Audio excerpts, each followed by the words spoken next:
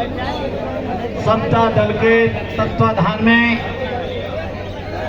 और समता सैनिक दल के तत्वाधान में और अन्य बहुत सी संस्थाओं के माध्यम से इस कार्यक्रम का आयोजन किया जा रहा है।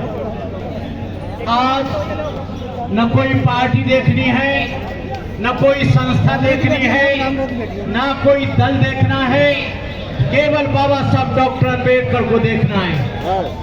ये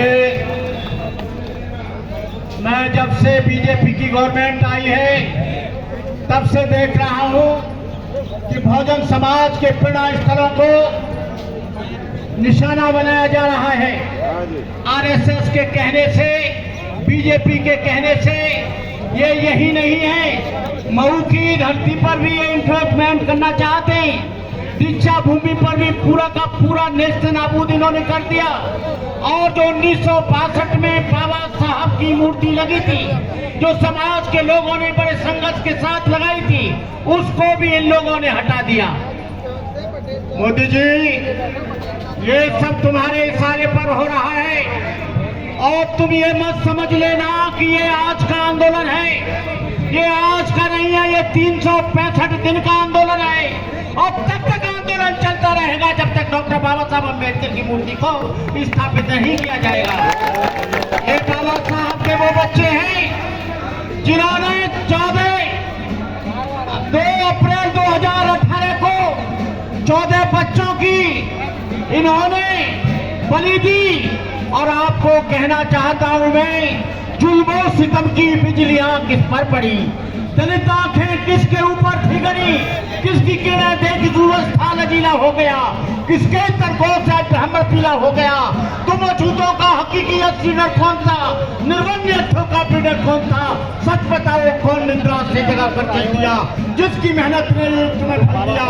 वोट जन जन को देके संता है पुनर्जीवित किया, मनु कारागार को किसने गिराया, बोलिए कौन था, जिसने तुम्हारी गुलामी की दास्तां की बेड़ियों को काटा, जिन्होंने तुमको शिक्षा का अधिकार दिया, जिन्होंने तुमको कपड़े पहनने का अधिकार दिया, जिन्होंने तुमको पानी पीने का अधिकार दिया, आज उस मूर्ति को हटा दिया गया।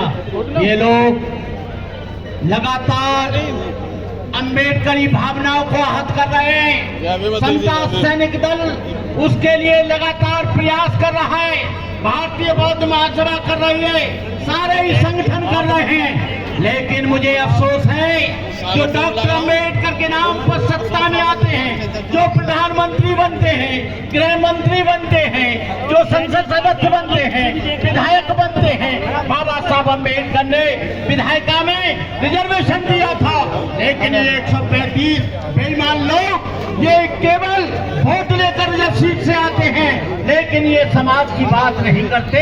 ये लोग बड़े धोखेबाज हैं, इनसे सावधान रहना। मैंने कल एक पार्टी वाले से कहा जो बहुजन समाज की बात करती है, बहुजन समाज के महापुरुषों की बात करती है, उन्होंने कहा हम नहीं जाएंगे। अरे तुम नहीं जाओगे, वोट इनका लोगे, नोट इनका लोगे, सहयोग इनका लोगे, लेकिन तुम मंच पर बाबा साहब को बचाने के लिए नहीं आओगे, क्योंकि तुम बीजेपी से डरते हो, आरएसएस से डरते हो, तुम्हारा आंतरिक समझौता उनसे हो गया है। लेकिन हम कहते हैं कि आने वाले समय में जो इस मूर्ति के लिए आएगा और जो आरक्षण बचाने को आएगा, उसके हम साथ हैं। जो इसके साथ नहीं आएगा, हम उसके साथ नहीं आएंगे। इस कार्यक्रम को हमारे उमेश सिंह जी, हमारे जोशी जी, केपी सिंह जी, अब आपको बताएं, हमारे ये नौजवान इस कार्य को आगे बढ़ा रहे हैं। हम कहना चाहेंगे अशोक कुमार जी, बालक राम जी और हमारे वकील साहब जो हाई सुप्रीम कोर्ट में वकालत करते हैं, भानु प्रताप जी, आप सब लोग एक साथ होकर आओ और बाबा साहब की मूर्ति लगाने का पूरा प्रयास करो। मैं अपनी बात कहना चाहूंगा,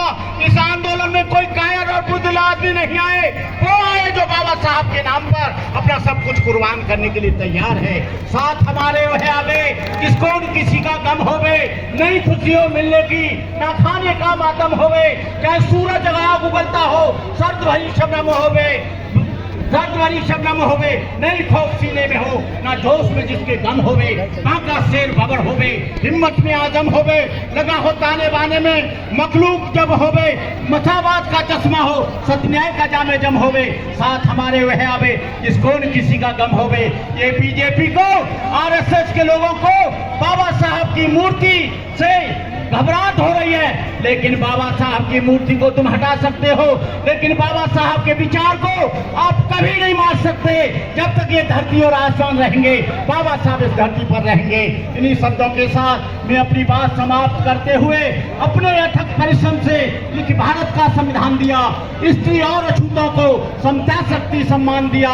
जब तक है ये चांद सितारे, जब तक है धरती अंबर, भारत ऋणी रहेगा उसका, अमर रहेगा अम्बेडकर। जय भीम, जय भारत।